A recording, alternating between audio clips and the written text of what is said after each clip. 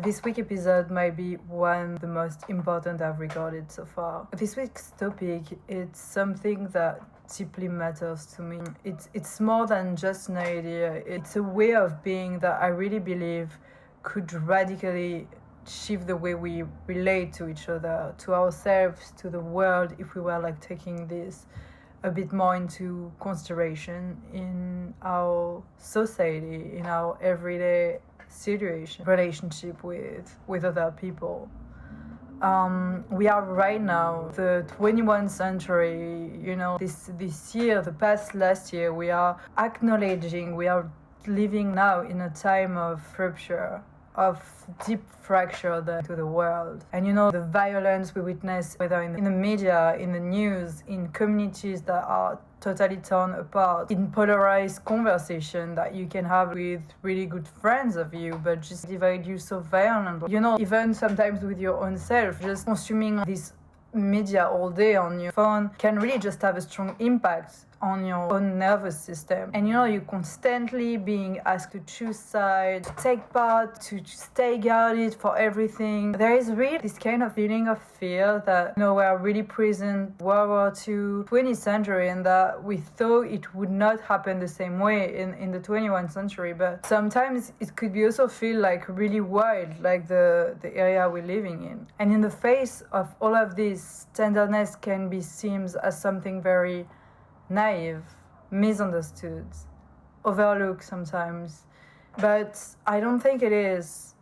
I think it's a strength, actually. Something that holds like incredible power, even if you don't know it. But I do think it's something that holds incredible power, radical tenderness. Hi, this is Emma, and I hope you are all doing well, wherever this episode finds you.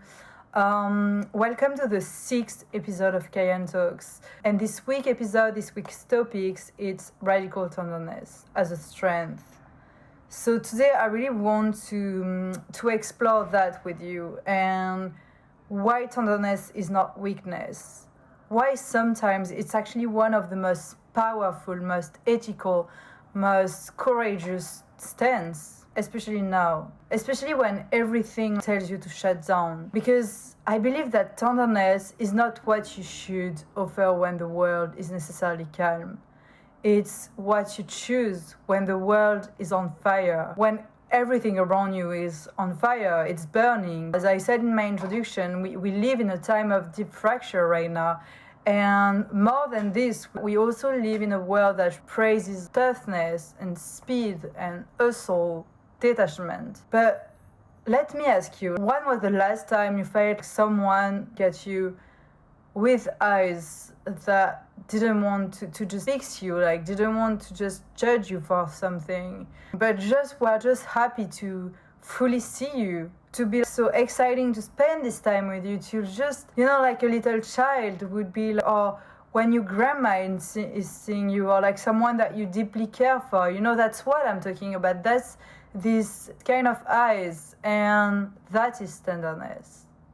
So it's actually a really conscious act of strength, even when you don't reflect, and you don't necessarily see this as an act of strength on the moment, but it's really a decision. Whether sometimes it could be very spontaneous and people don't necessarily see that they are acting as something that is actually tenderness, and it's just very spontaneous, very natural. But sometimes it's just also clear and honest decision to stay open when it would be just easier to shut down. And I think one of the purest form of tenderness, I was talking about your grandmother, but actually that you can witness in the world in general, and that we already witnessed for centuries, it's really the unconditional love actually a mother or a father can have with his child, for his child.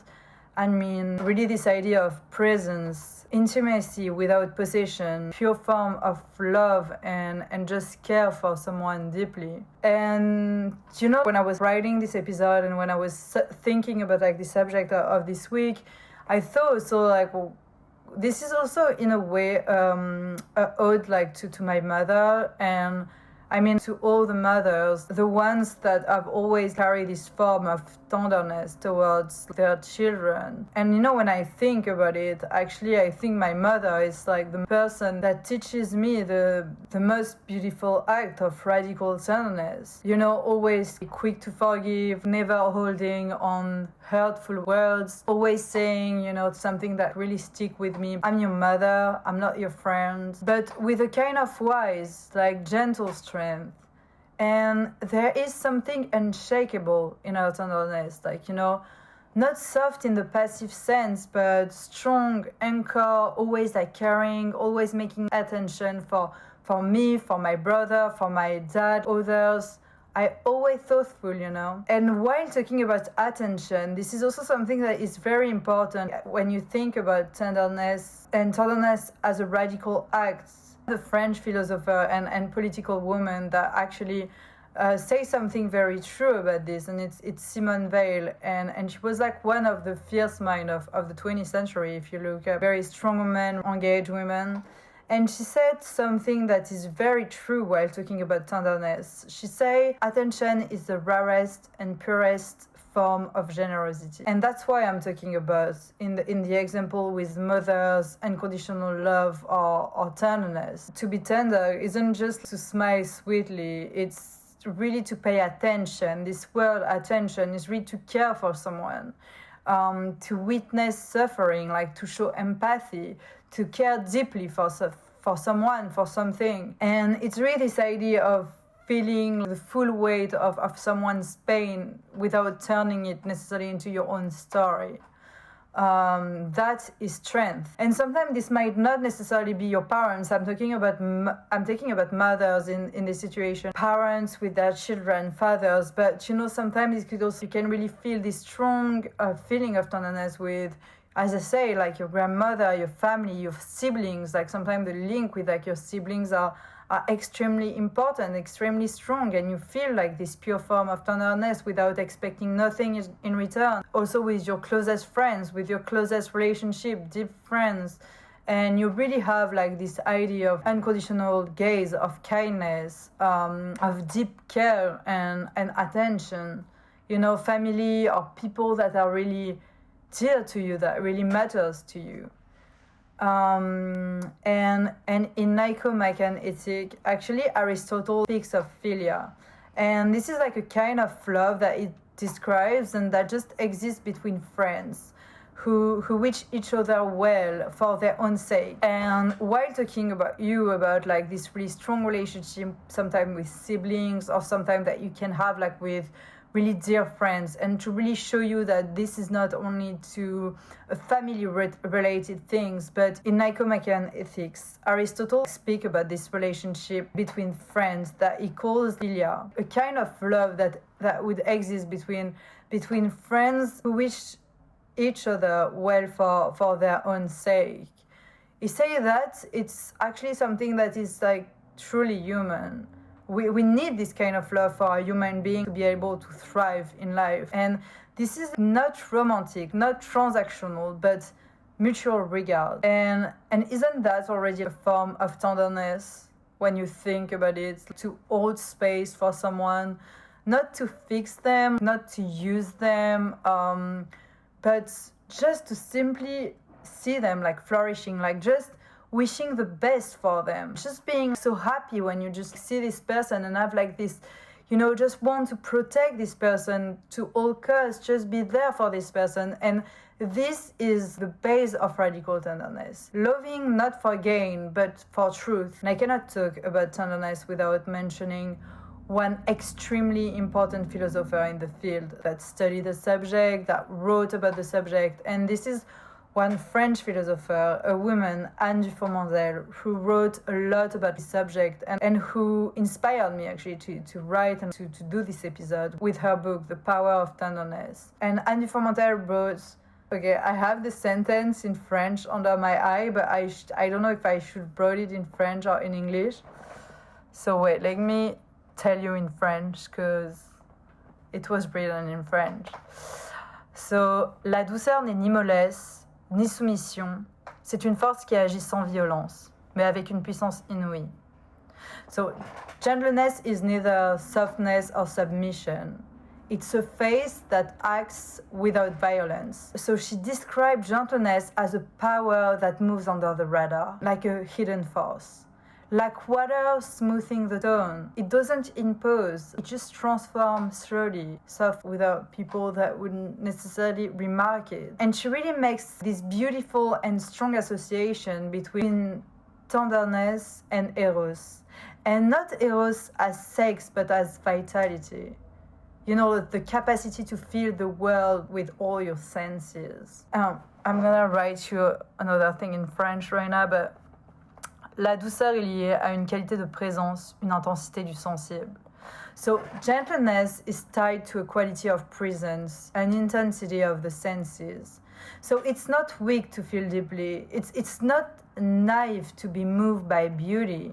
It's, like to cry in front of a movie that would have really touched you, or, to be really touched by a certain form of art, by your paintings, or, to just slow down and take a single breath to reflect on something. That's not weakness, that's life and fully inhabited. So in a culture that equates power with volume, gentleness, whisper, and still move mountains. To go further, when you look at what she actually wrote about it on the subject, and she also described tenderness as a form of hospitality in a way. So hospitality towards pain, towards difference, towards uncertainty, even toward people that we don't understand sometimes.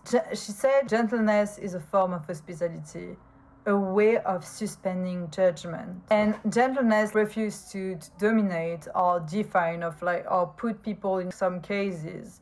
Like it just makes space so the other can just simply be. And this also includes you. When we talked last time in my last podcast about self-love, about be confident, like the relationship between confidence and self-love. Tenderness, it also includes the self you're still becoming. It's easy to romanticize tenderness when it's about others, but what about you? The hardest, most radical form of it's actually self-tenderness. Have you ever forgiven yourself truly for not being perfect, or for not being a version of yourself that you expect to be all the time, for failing someone, for being tired, for just not showing up the way you want it? And I know, because I'm also someone that's hard sometimes with myself, and I know I have hard moments with my inner voice as well, because sometimes the judgment you have on yourself could be very cruel and very hard. But if we believe, as Nietzsche did, that life is a project of becoming, not perfection, then we must believe that tenderness towards ourselves is not indulgence, it's actually fuel. He wrote actually a beautiful sentence, and honestly, if you have a paper book, or if you can write this sentence in the note of your phone, it's so beautiful, I think, and it's a radical form of tenderness towards yourself. And it's this sentence: one must still have chaos in oneself to give birth to a dancing star. Nietzsche's idea of strength was never about control. It was about becoming, about growing, transforming, creating value out of suffering. Really, this idea of working on the self just to improve, but not this idea of perfection. Because the thing is, you cannot rise if you're constantly at war with yourself. And I took a lot of philosopher example, but let's make it practical. If someone were telling you something, imagine you're in a conversation with someone, even a friend, but this person is attacking you, or your partner, or your husband. But sometimes how you can have this kind of passive, aggressive conversation, and the old version of you might just shrink and just shout out bad word, or start a fight and just enter in the game and continue the fight. But what about radical tenderness? What I'm talking about you right now. It would be just for you just to say to this person, I hear you, but I won't let you turn this into something violent. I care too much about both of us to lie or just perform. It's not a circus. And that's it. Nothing more to add. And that's not weakness, actually. That's just power. Clear, conscious, disarm, one sentence, two sentences. That's it. Close the conversation, go for a run, go for another activity, go for a walk, breathe, and come back. And so that's not weakness, that's power, that clear, conscious disarm, and no weapon can touch it. And this is the idea. When I speak about radical tenderness, I don't think of it as softness or fragility, but as a form of moral courage. And one other politics and philosopher give us a lens about this. Very interesting. This is Arendt, and she wrote, "Tenderness is what love becomes when it is deprived of all passions." And that kind of tenderness isn't naive. It's what survives, after fire, after extreme violence, after passion, after disappointment, after action. And I took this example of Hannah Arendt because she really witnessed and wrote about the darkest moment of the 20th century, like totalitarianism, exile, collapse of nation, cruelty of the 20th century. And what is interesting is that she didn't collapse into cynicism in her book, in all studies, in all analyses that she wrote. Actually, it's the contrary, and she was also really humanist for this, but she believed in the power of human responsibility and the power of showing up. Her idea of natality it's an act of radical tenderness. It says, despite everything, we can still act, we can still speak, we can still create, and that's the strength, the inner strength of the human being. And you see this strength, it's not rooted in domination or control, but on the contrary, in staying human in the face of dehumanization. In holding space for care without the need to be loud. So in a violent world, gentleness is a refusal. Oh, I'm so sorry. Oh no, it's okay. So gentleness is a refusal. It's the decision to not let the world harden you, even when he tries to. And I want to finish this episode by studying the experts in the field once again, and Dufourmantelle, and finish with these beautiful words that she wrote. And to say, gentleness is what remains when everything has been destroyed. La douceur est ce qui subsiste quand tout a été détruit. So it's the umber in the ashes, the voice that still sings after mourning, the hand that still reaches out. And this is where tenderness really becomes an ethical stance, a radical choice to protect your inner world, to keep it sacred. So radical tenderness is a strength. It's ethical. It's erotic, it's revolutionary. And it's not about being weak, as you can always or sometimes tend to associate it with, but it's not adopting, it's a way of being. It's about showing up with your full presence and still to choose to care about things. And it just might save us when you think about it, because this is the pure form of what's nourished a human being when he's born. As a child, as a human being, you really want to feel deeply cared. As a child, you need this strong care, And I still believe as a growing human being, we should still have this form of care, and we still have it into us. So thank you so much for being here. If you made it until the end of this episode, and each week, for listening, for caring, for feeling, it means a lot to me. If this episode resonate with you, if you have opinion on the subject, just put it in the comments section, or let me know your thoughts. I'm really interested, especially it was really a subject that matters a lot to me, and I think it's really important, especially in the time we are living in. So if it resonates with you, share it, talk about it, pass it on to your friends, or talk about it, in general, create some debate around the subject. Really French, to have this kind of debate with a glass of wine, and that's I invite you to really talk about this subject, and if you like this episode, please hit the 5-star button, save it for later if you want to listen to it again. Thank you so much. And just once again, don't forget to care, or just to talk about it, and sometimes to show your feeling as well, because we are not meant to walk through this world alone. So care for things, care for the people you love, and the one that you might not know yet, but that can still become your friends, or you never people that you would consider, or, you know, always let some doors open, especially when your instinct told you to. So thank you so much, and until next week. This is Emma. This is Karen Talks. You know, same space, same fire, same this time softness. And go where you feel alive, baby. And don't forget one thing. Then, your tenderness is not your softness or your weakness. It can be your power. Really important. Thank you for listening, and kisses.